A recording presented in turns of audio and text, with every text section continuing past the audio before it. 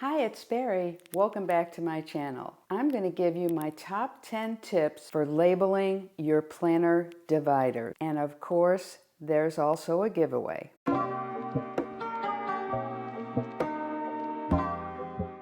So I've got a lot of details for you today, but at the end of the video, I'll also review the giveaway that I have for the month of June. May and June were combined. One lucky viewer is going to win brand new Kaweco pen. All the details are at the end of the video. So let's first talk about the type of divider, because depending on which type of divider you're using, you have some different considerations for labeling. So here in my Louis Vuitton half letter, and these are the glass plastic.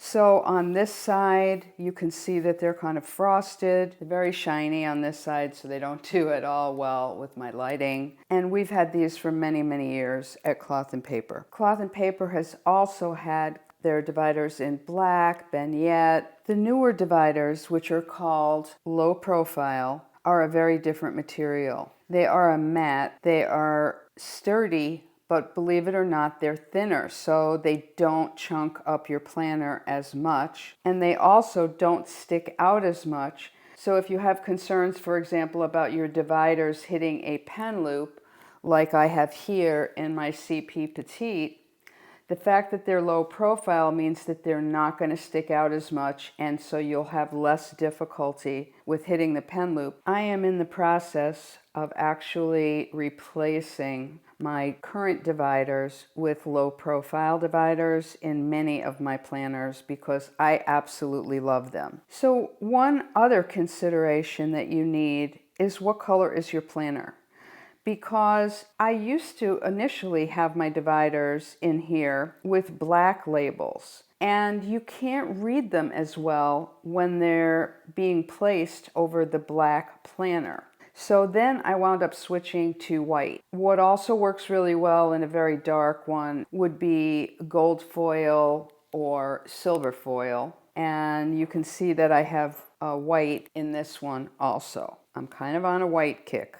Now another consideration is the size of your labels. If you're using the older style, you can go with a pretty large label, and we have several different options for the labels that I'm going to get into. But if you're using the low profile, your labels need to be much smaller. So perhaps my best tip on your divider labels is to really think it out and take your time on this. Because once you put the label on the divider, some of the labels are not very removable and replaceable. So my best tip for this is to use page flag. What I do is I label what I think I want the divider to say on the page flag. And you can use these regular page flags. You can use the matchstick or the spotlight, because you really only need the clear section and you can trim off the other, which is what I've done here as I was thinking about things. Then you place these happen to be top tabs. You would then place these in your planner, as I've done here, where I'm working on my emergency planner, and you will see this in full detail soon in a video. And then I see, can I live with it? So it's not just can I live with that label, does the label make sense? It's also the placement of the label. So I actually use the book or the planner. And if I find, wow, I'm always going to the very last section, maybe that one should really be up here, but if you've already put the labels on, the tab is going to be in the wrong position. So if you put the page flags on and work with it for a while, and then move it around until you're sure you know what you want, you're going to have better success, especially if you wind up ordering the labels too. So there's lots of possibilities for labeling, but one of the easiest would be to purchase ones that are already labeled. And Cloth and Paper has several varieties in both white and black lettering. Let me show you this on black because it's otherwise kind of hard to read. So these are the essentials tabs, and it's schedule, notes and lists, and finances. You can also get the Cadence top tabs, which has today, this week, and this month. And in each case, you're getting 3 tabs. I like to get the blank ones, and This is one of several packs that I recently acquired to redo my half letters because they're the low profile. You get 6 tabs if you are getting the side tabs, and you get 4 if you're getting the top tab. So let's talk about different options for the labels if you're going to be labeling some blank dividers. So my first suggestion there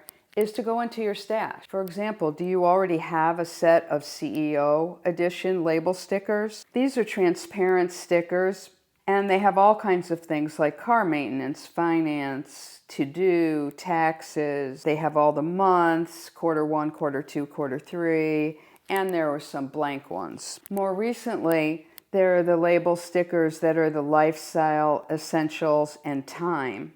And these also work really well. Another option is to use a label maker. You can have a desk type label maker. I've had this one for years. P-Touch ones are the ones that I've had the most success with. And what you can do here is replace your cartridge. So if you are going to be labeling your dividers, you're going to want to be on a clear or transparent background. When you use the label maker, you are most likely going to want to trim those labels. And you have lots of choices of fonts and sizes, etc. You can also order custom labels, and this is mostly what I have done. I have quite a few of these custom labels. I've been ordering these for many years, and I have them in multiple sizes, multiple colors. And I use these labels not just on dividers, but also on my paper, something like this or a task planner sheet. I might put the label on the top. I find if I put a professional label on there, I want to write on the page more. See, I also have a lot of these in white. I've collected a number of these in different sizes over the years. It's fairly inexpensive to get custom labels. My experience has been order lots of extras and have them on hand.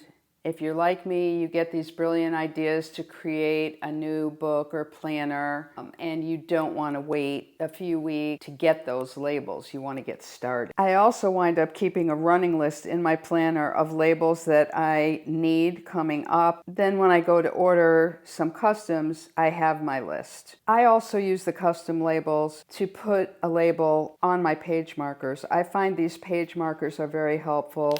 I use one weekly. I'm getting ready to do my planning for this coming week, and this moves around.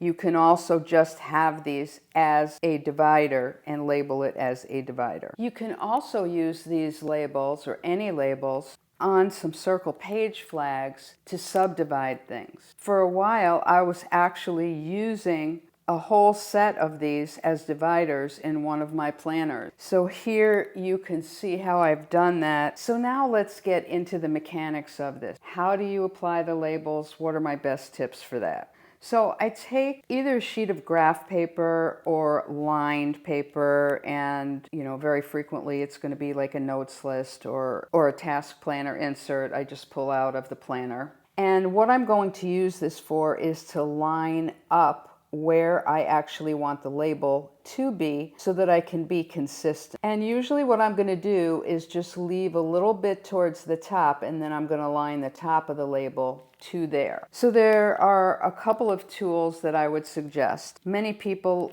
like to use the tweezers, and most of us have multiple tweezers in our stash of planner stuff. I like to use the Silhouette Pick Me Up.